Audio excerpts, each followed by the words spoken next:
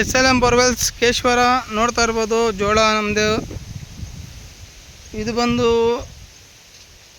21,000 ಇದೆ ಜೋಳ. ನೋಡಿ ಯಾವ ಥರ ಇದೆ ಅಂತ ನೀವೇ ನೋಡ್ಬೋದು.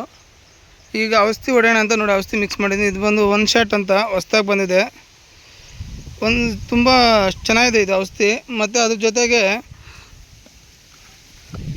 ಉಲ್ಲಾಲ್ ಅಂತ 2 ಮಿಕ್ಸ್ ಮಾಡಿ ಹೊಡಿತಾ ಇದ್ದೀನಿ. ನೋಡ್ಬೋದು ಜೋಳ ಯಾವ ಥರ ಇದೆ ಅಂತ. ಇದರಲ್ಲಿ ಪ್ರಾಬ್ಲಮ್ ಏನಂದರೆ ಈಗ ಅದು ಉಲ್ಲಾಲ್ 2 ಮಿಕ್ಸ್ ಮಾಡೋಕ್ಕೆ ಏನಿದೆ ಅದಂಗಾಗಿ ನೋಡಿ ಚೆನ್ನಾಗಿದೆ. ಅದಕ್ಕೆ ಒಂದು ಸ್ವಲ್ಪ ಅದು ಮಿಕ್ಸ್ ಮಾಡಿ ಹೊಡೆದ್ಬಿಡೋಣ ಅಂದ್ಬಿಟ್ಟು ಹೊಡಿತಾ ಇದ್ದೀನಿ.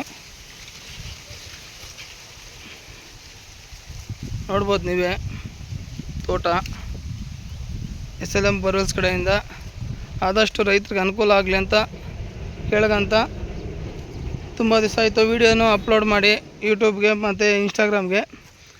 ರೀಸನ್ ಏನಂದರೆ ಈಗ ಮಳೆಗಾಲ ಅಲ್ವಾ, ಹಂಗಾಗಿ ಗಾಡಿಗಳು ಪಾಯಿಂಟ್ಗೆ ಹೋಗೋಲ್ಲ. 2 ಗಾಡಿನ ಮನೆ ಇದೆ. ಈಗ 1 ಗಾಡಿ ಮಾತ್ರ ಬಂದು ಈಗ ಕಡೂರು ಚಿಕ್ಕಮಂಗ್ಳೂರು ಈ ಕಡೆ ರೀಚ್ ಆಗ್ತಾಯಿದೆ ಗಾಡಿ. ನಾಳೆ ನೈಟ್ಗೆ ಹೋಗುತ್ತೆ ಕಡೂರು ಕಡೆ.